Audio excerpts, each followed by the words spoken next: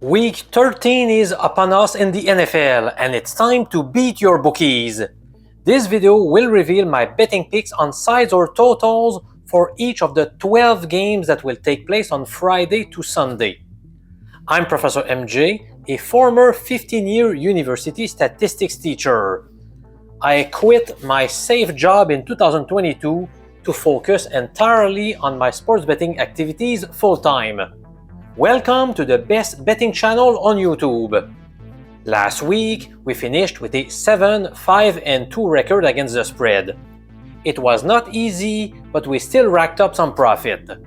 Stick around until the end if you wish to get more details about this week's LOBSTER bet, which is what I believe to be the best wager of the week in the NFL. Since I began offering this service in week 14 last season, we have owned a superb 15-6-1 record, a 70% winning rate. But for now, let's get started with 12 NFL picks for week 13.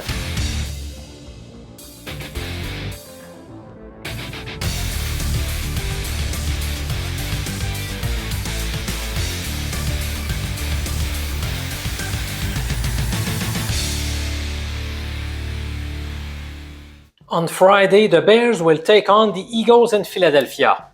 I don't have high confidence in this pick, which receives a C grade, but I am backing the Eagles minus 6.5 points. Both clubs are currently sitting on an 8-3 record. However, the Bears own a negative point differential of minus 3. The only team with a record above 500 that they have beaten is Pittsburgh. This win occurred last week, and the Steelers were without their starting QB, Aaron Rodgers. We are going to learn a lot about this club in the upcoming weeks. Did you know that Chicago will face 5 teams with a winning record across their final 6 contests? That will make it difficult for them to win the NFC North division. Caleb Williams continues to be fairly inconsistent. Last week, he took advantage of breakdowns in Pittsburgh's secondary to rack up 3 TD passes. But his 54% completion rate was subpar. When playing at home, Williams has tossed 9 TD passes versus 1 interception. But it's been a different story on the road. Under such circumstances, he has obtained 7 touchdown passes compared to 3 picks. In terms of passer rating, Caleb Williams occupies the 20th spot in the league. Meanwhile, Jalen Hurts ranks 6th overall. Philly's signal caller had a very productive first half against Dallas last Sunday. However, the offense went cold in the second half, which contributed to their disappointing loss at AT&T Stadium, a game in which they squandered a 21-point lead to the Cowboys. Jalen Hurts threw 1 TD pass and ran for a couple more. He accumulated 289 passing yards, but the ground game remains problematic. Against a vulnerable Dallas run defense, Saquon Barkley ran the ball 10 times for just 22 yards. Speaking of Barkley, here is a mind-boggling stat about him. Last year, he averaged 6.6 yards per carry in the fourth quarter. In 2025, his average in the final quarter has dropped to 1.9. That is truly awful. To me, the Eagles should be able to win by a margin of 7 points or more.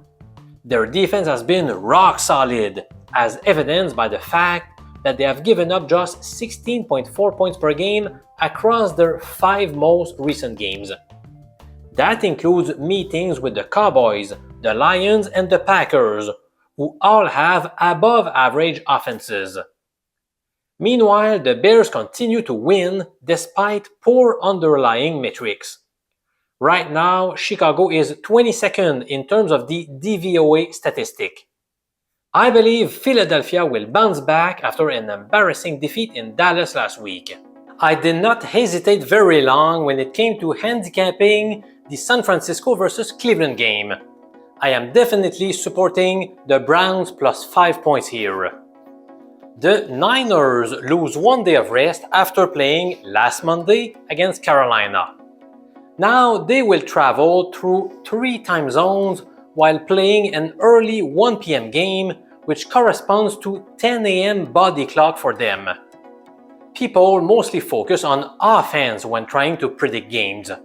But in this case, we have a huge discrepancy in terms of defense. Cleveland's defense is very stingy. They have allowed the second fewest yards per game in 2025. And if you take a look at their numbers at home, they have been even better. On the other side, San Francisco is very depleted on defense. As you are probably already aware, they have lost some key guys like Nick Bosa and Fred Warner. They struggle a lot when it comes to pressuring opposing QBs. Last week, Shedeur Sanders did better than expected in his first NFL start. He completed 11 of 20 passes for 209 yards, a TD and an interception. He struggled early in the game, but he found his rhythm in the second quarter. He really helped boosting the team's vertical passing attack. In my opinion, it will be hard for the 49ers to score more than 20 points. That means the Browns will not need to put many points on the board if they wish to cover the 5-point spread. Even though their offense is not very dangerous, I believe they will do enough to keep it tight, especially against a depleted defense. Watch out! Here comes a premium pick receiving an A grade. In the Jacksonville, Tennessee matchup, I am betting the Titans +7. How can you possibly ask Trevor Lawrence, a guy ranking 31st in terms of passer rating, to win by more than a touchdown on the road against division rivals? Lawrence currently ranks below guys like Geno Smith, Tyler Shaw, and Dylan Gabriel.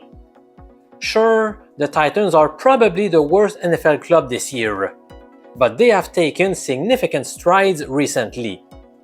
The average margin of defeat was 17.3 during their first 7 losses of the year. Now, in their 3 most recent losses, the average margin was just 5.3. To me, Tennessee showed great fight last week.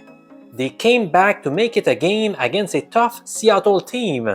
In the end, the Titans possessed the ball for 37.5 minutes compared to just 22.5 for the Seahawks. Total yardage was pretty even, and so were the number of first downs by both teams. Cam Ward is clearly improving as well. He went through a stretch where he threw 1 interception in 6 straight games, but he has not tossed a pick in any of his last 3 contests. And that was against stout defenses: the Chargers, the Texans, and the Seahawks. Ward has started to run more, which makes him more effective and dangerous. I was also stunned to realize that the Titans will be at home for the 5th straight week. You rarely see that in the NFL. Meanwhile, the Jaguars will be on the road for the 4th time in 5 weeks. That is a big scheduling advantage for Tennessee. I'm a bit concerned about the fact that Brian Thomas Jr. is likely to return to action for Jacksonville. The Jags now have good weapons with Thomas, Jacoby Myers, Parker Washington, and tight end Brenton Strange. Trevor Lawrence has many reliable targets to throw to, but can he actually make good throws consistently? Personally, I envision a hard-fought divisional battle. There is no way I would bet Trevor Lawrence and the Jaguars to win by 8 points or more on the road, so I will go with the Titans +7. This week's lobster bet in the NFL concerns either the side or totals in the Houston-Indianapolis game. To find out what my highest confidence bet of the week is, just follow the link below to register for this money-back guarantee prediction. Let's move on to a matchup featuring 2 teams that are unlikely to make the playoffs. In the game that will take place at Hard Rock Stadium, I am opting for the Dolphins minus 5.5 against the Saints. This pick's grade is not very high for a reason. Do we really want to trust Miami to win by 6 points or more? If forced to bet, that is the team that I would select, but I would not be very confident about it. The Dolphins are coming off their bye week, which is a big bonus in their favor. As far as New Orleans is concerned, you could argue that this is a sandwich game for them. In fact, they recently faced the Panthers and the Falcons, while awaiting meetings with the Bucs and the Panthers.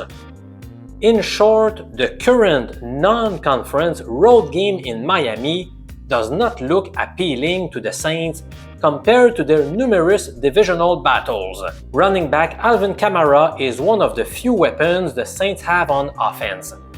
He suffered a sprained knee last week, and he seems on the wrong side of questionable right now. That will make it even harder for New Orleans to move the ball. Granted, they are facing a bottom 10 defense, so we'll see how it goes. Up next, I am betting the Falcons as 2.5-point favorites at MetLife Stadium against the lowly Jets. I don't like the fact that Atlanta will be on the road for the 4th time in a span of 5 weeks. Still, I will go with Atlanta to leave the Big Apple with a win because they still have more talent on their roster, especially on defense. They have amassed 39 sacks, the 3rd highest figure in the NFL. On the other hand, the Jets have sacked opposing QBs on just 19 occasions, the 5th lowest mark. Kirk Cousins did a decent job in New Orleans last week. He completed 16 of his 23 passes for close to 200 yards, 2 TDs and 1 interception. Again, Atlanta's defense was super stingy, giving up just 3 points to the Saints. They are likely to make life difficult for Tyrod Taylor and company. New York lacks weapons on offense, especially at the wide receiver position. Garrett Wilson remains out of the lineup, which leaves a big hole in this offense. I really think the Falcons will get the W, so I am rolling with Atlanta laying 2.5 points in New York. In a battle of two clubs that are reeling right now, I will side with the Cardinals plus 3.5 in Tampa Bay. On one hand, Arizona is 1-8 over the past 9 contests. On the other hand, the Bucs have dropped 3 consecutive games. During this 3-game losing skid, Tampa has been the worst NFL team in terms of net yards per play. Sure, they faced tough opponents, but it remains very worrisome. Tampa's pass defense has shown to be very vulnerable in recent weeks. Now they are about to face Jacoby Brissett, who has averaged 315 passing yards per game this year. To make matters worse for Tampa, the Cards are likely to get Marvin Harrison back in the lineup this week. The big story surrounding this game is Baker Mayfield. Will he be under center or not? Last week he sustained a left shoulder injury. The latest reports suggest he will miss this week's game, which means Teddy Bridgewater should get the nod. The veteran completed just 8 of 15 passes last week after not playing at all in 2024 and 2023. Do you really want to bet on this guy? Granted, Bucky Irving seems on track to return to action. He's an explosive tailback, but will he get a full workload coming off his injury, especially with Sean Tucker playing so well recently? In my mind, a team with an ordinary defense and whose offense is led by Teddy Bridgewater has a low chance of winning by 4 points or more. No doubt about it, I am backing Arizona plus 3.5 at Raymond James Stadium this weekend. Don't you agree that it has been a strange NFL season so far? Every time we think we have figured out which teams are the best clubs in the league, they disappoint us. The Packers, the Eagles, the Ravens, the Lions, the Bills, the Chiefs have all failed us at some point. Now, the narrative among many NFL experts is that the Rams are the top team in the NFL. I would not be surprised if they have a letdown game this week against a weak Carolina club. I'm not willing to lay 10.5 points on the road on Los Angeles, so my official betting tip here is to grab the Panthers plus 10.5. Honestly, I don't have many arguments supporting this pick. The Rams are first in the league both in offensive DVOA and defensive DVOA. Meanwhile, many metrics suggest that the Panthers are not nearly as good as their 6-6 record indicates. Still, I believe the spread is too large. The Panthers have had good games at home this year, including a 30-0 shutout against the Falcons. Rico Dowdle could keep them in the game, along with their star wide receiver, Tara McMillan. To be clear, I am not betting this game. But if forced to do it, I would pull the trigger on Carolina plus 10.5. Here comes Sam Darnold's revenge game against the team that let him go after the 2024 campaign. This time, I am betting the full game total. More precisely, I am taking under 42.5 points to be scored. Most bookies have a line around 41 right now, but I suggest taking the alternative 42.5 total despite the lower potential payout. I believe it is worth it. Will Darnold light up the scoreboard against his old team? I don't think so. His former coach, Kevin O'Connell, knows how to stop him. The best way to do it is via pressure up the middle, which is something that the Vikings are pretty good at. Last week, McCarthy had a disastrous day at Lambeau Field. He finished the game with 12 completions out of 19 attempts for a grand total of 87 passing yards. He was also intercepted twice. McCarthy reported concussion symptoms after the game, and it now looks like he will miss Week 13. This means Max Brosmer gets the call for Minnesota. It's hard to tell how Brosmer will fare, but Minnesota will likely go run heavy. That will milk the clock more quickly, helping our cause after taking the full game under.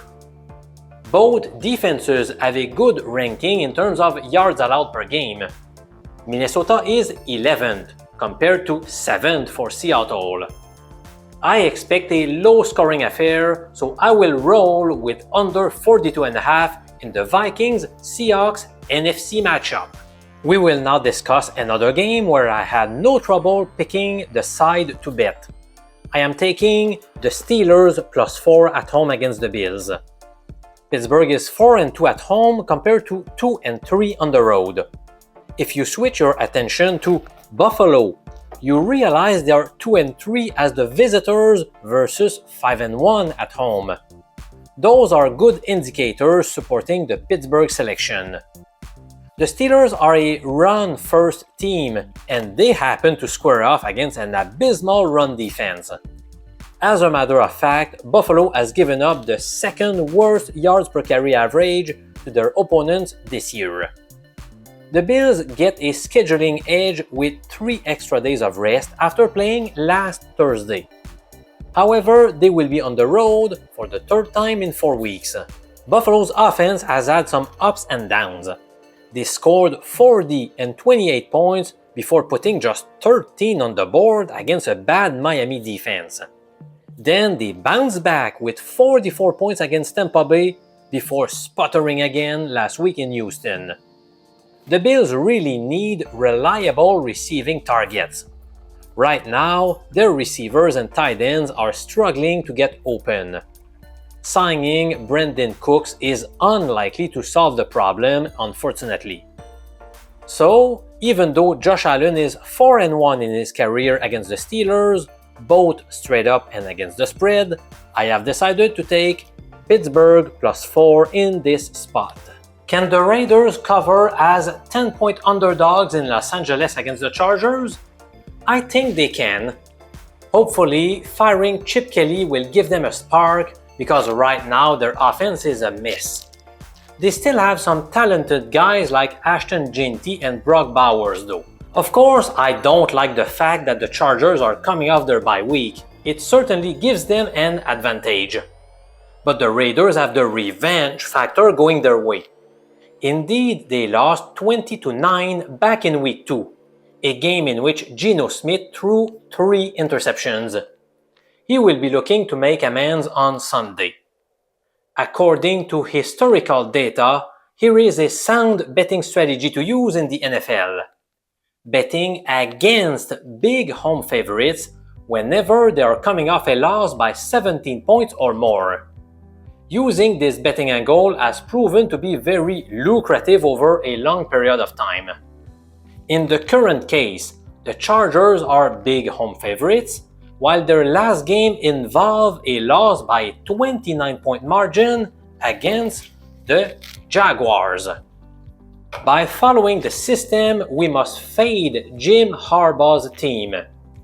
Yet, I'm not overly confident about this prediction, which explains its C grade. Rookie running back Omarion Hampton could return from his ankle injury. Also, the Chargers have won their past 3 meetings with the Raiders, all by a margin between 11 and 14 points. Still, my official play will be to support Vegas plus 10, but I would not bet too much on that. On Sunday Night Football, the Broncos are 6.5-point favorites on the road in Washington. The Commanders are undergoing a 6-game losing slide, but I'm still going to bet Washington plus 6.5 against Denver. Did you know that Denver's offense is 29th in the NFL in terms of their success rate? They are only ahead of Vegas, Tennessee, and Cleveland in that department. That makes it very hard to support them as big road favorites. Also, the Broncos have been playing at a higher level at home, a place where they've gone 6-0 this year. As a contrast, they are 2-2 in true road games, and their 2 victories as the visiting club occurred by margins of 3 and 4 points.